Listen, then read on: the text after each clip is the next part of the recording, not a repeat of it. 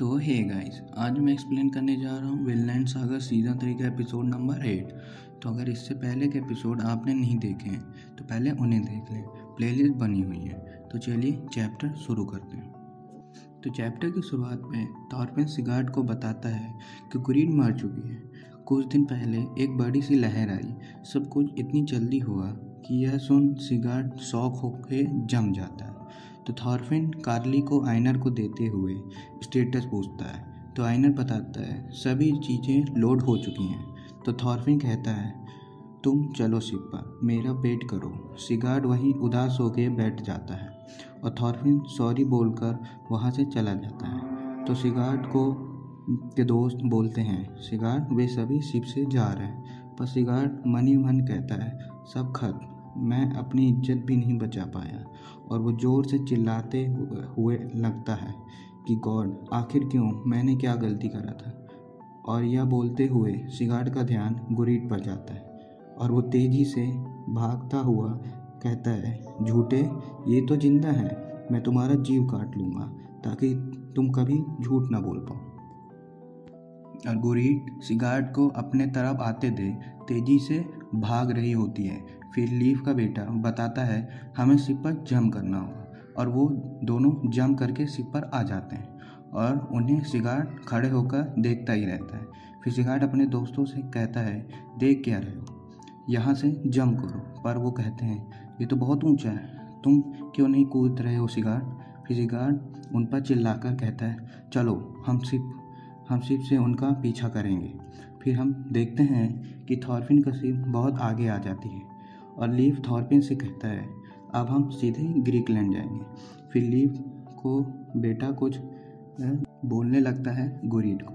तो आइनर कहता है धीरे बोलो, पर गुरीड सुन लेती है और थॉरफिन से पूछती है कि मुझे और कार्ली को तुमने क्यों लिया है अपने साथ सफ़र पर। तो थॉरफिन कहता है सॉरी, पर मुझे सवाल समझ में नहीं आया।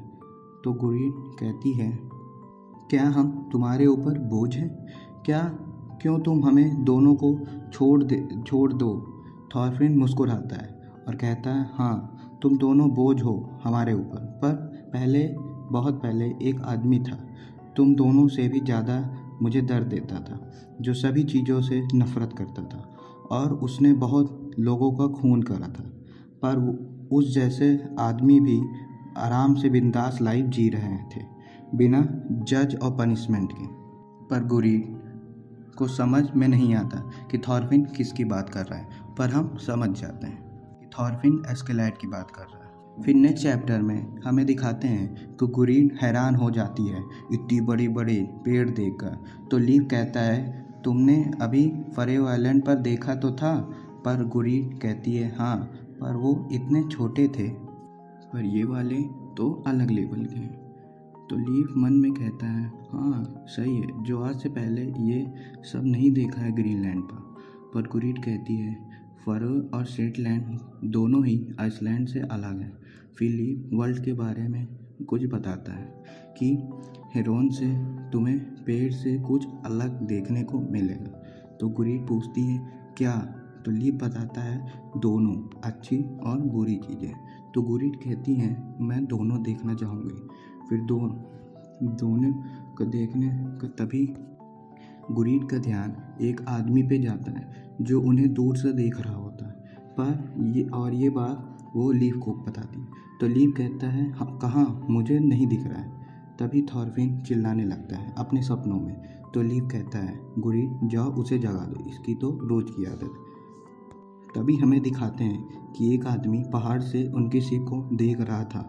तो गुरीड थॉरफिन के पास आके उसे पानी देखते हुए पूछती है क्या तुम ठीक हो। तो थॉरफिन सॉरी बोलता है और सभी को डिस्टर्ब करने के लिए।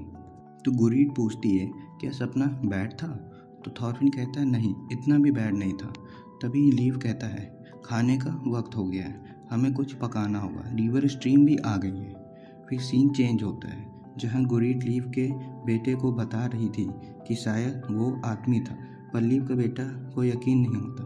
तो वो कहता है कि शायद वो बहुत बड़ा बियर हो, वो बिल्कुल हम इंसानों की तरह दिखते हैं।